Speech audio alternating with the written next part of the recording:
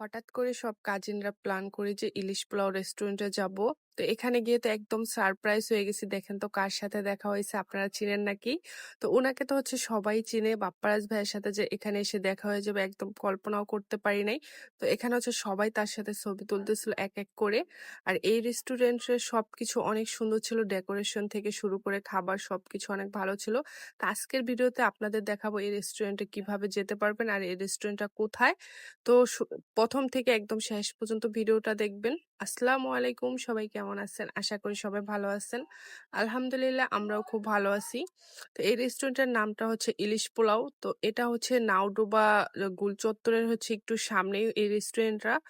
আমরা সবাই হচ্ছে অনেকদিন ধরে প্ল্যান করতেছিলাম যে এই রেস্টুরেন্টে যাব। তো এটা হচ্ছে যখন থেকে উদ্বোধন হইছে তখন থেকে ভাবতেছি আর তখন থেকে হচ্ছে ভিডিও দেখতেছিলাম। অনেক সুন্দর লাগছে রেস্টুরেন্টটা। সবকিছু ডেকোরেশন থেকে শুরু করে সবকিছু অনেক ভালো লাগছে। তো ভাবলাম হচ্ছে আমরা ঈদের পর ঘুরতে যাব। তো ফাইনালি ঈদের ৩য় দিনেই আমরা চলে আসি এই রেস্টুরেন্টে। তো এটা হচ্ছে একদম লিফটের 5 এ হচ্ছে রেস্টুরেন্ট আর আশেপাশের পরিবেশ এত সুন্দর। একদম চারপাশে একদম নিরিবিলি পরিবেশ, অনেক ভালো লাগে। এখানে এসে যে এত সুন্দর ভিউ দেখতে পারবো কল্পনাও করি নাই। মোবাইলে হচ্ছে ভিডিওতে দেখছি এটা হচ্ছে রেস্টুরেন্টের ডেকোরেশন অনেক সুন্দর করছে। কিন্তু আশেপাশের ভিউ যে এত সুন্দর থাকবে এটা কল্পনা করি নাই। তো চারপাশে একদম সবুজে ঘেরা ছিল, একদম নিরিবিলি একটা পরিবেশে ছিল রেস্টুরেন্টটা। আর এটা যেহেতু ৫ তলায় ছিল রেস্টুরেন্ট, সেজন্য হচ্ছে উপরে থেকে নিচে ভিউটা অনেক সুন্দর লাগছে দেখতে। আর এটা একদম খোলা আকাশে। অন্য সব রেস্টুরেন্টটা হচ্ছে তো বেশিরভাগ রেস্টুরেন্টেই তো হচ্ছে ভিতরে থাকে, ভিতরে হচ্ছে ছবি তোলার জন্য সবকিছু থাকে। আর এটা হচ্ছে একদম খোলা আকাশের নিচে, অনেক সুন্দর লাগছে এখানে। আর এটা এত সুন্দর কি বলবো, আপনারা ভিডিওতে যতটুকু দেখছেন বাস্তবে তার চেয়ে বেশি সুন্দর লাগে। আর এটা হচ্ছে একদম গুল চত্বর, হচ্ছে নাওডোবা গুল চত্বরের ওইখানে গিয়ে হচ্ছে কোনো কাউকে জিজ্ঞেস করলেই হবে যে ইলিশ পোলাও রেস্টুরেন্টটা কোথায়? তো তারাই হচ্ছে বলে দিবে। একটু ১ মিনিট লাগবে হচ্ছে যেতে গুল চত্বর থেকে। একদম দেখেন কি সুন্দর ভিউ, একদম উপরে থেকে নিচে এত সুন্দর লাগে ভিউটা। আমি হচ্ছে ভিউ দেখে একদম অবাক হয়ে গেছি। তো আমি হচ্ছে ঘুরে, ঘুরে ভিউই দেখতেছিলাম। তো তারপর ভাবলাম যে আমরা হচ্ছে কিছু খাবার অর্ডার দেই। তো যেহেতু খাবার হচ্ছে তৈরি করতেও একটু টাইম লাগবে, তাই হচ্ছে আমরা একটু আগে খাবারটা অর্ডার দিয়ে দিই। তো এখানে আমরা হচ্ছে সবাই প্ল্যান করতেছিলাম কে কি খাবে।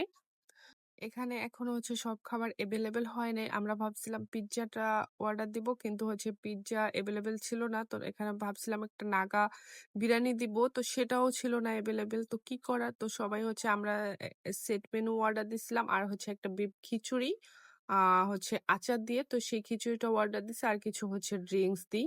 আমি হচ্ছে একটা ক্যাপাচিনো দিই। তো এই তো এই খাবারগুলো অর্ডার দিয়ে হচ্ছে আমরা আবার একটু রেস্টুরেন্টটা ঘুরে দেখবো আশেপাশের ভিউ। তো এখন হচ্ছে আমরা একদম উপরে চলে যাব। তো এই উপরের থেকে তো ভিউটা হচ্ছে আরো অসাধারণ লাগতেছিল। আশেপাশে মনে হচ্ছিল যে এখানেই থেকে যাই, বাসায় আর না যাই।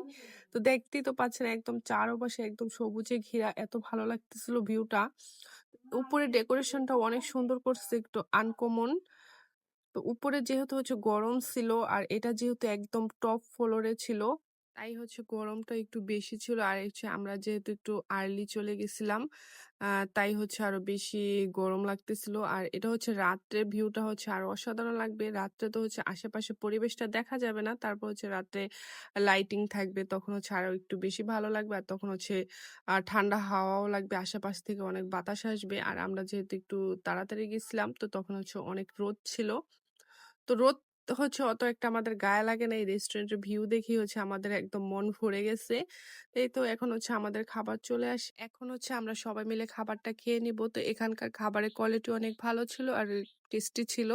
খাবারের কোয়ালিটি হিসেবে হচ্ছে খাবারের প্রাইসটা রিজনেবলই ছিল। আহামরি অত বেশি ছিল না। আর এদিকে আমার মেয়ের কাণ্ড দেখেন, ও হচ্ছে এখান থেকে ভুনা খিচুড়ি খাচ্ছিল হাত দিয়ে।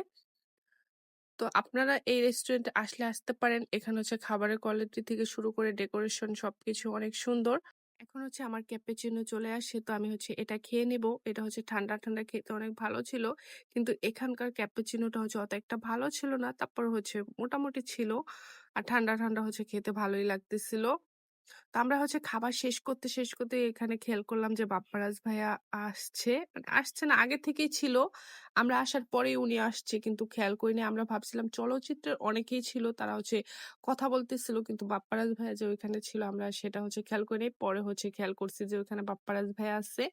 তো এখানে দেখেন সবাই একদম তার সাথে ছবি তোলার জন্য হচ্ছে আ দাঁড়িয়েছিল। তো একে হচ্ছে সবাই তার সাথে ছবি তুলতেছিল। মানে হঠাৎ করেই তার সাথে দেখা হয়ে গেছে। একদম ভাবতেই পারিনি এখানে এসে যে তার সাথে দেখা হবে।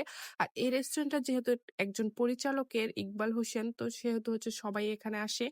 আর আজকের ভিডিওটা এ পর্যন্ত। সবাই ভালো থাকেন, সুস্থ থাকেন। আল্লাহ হাফেজ।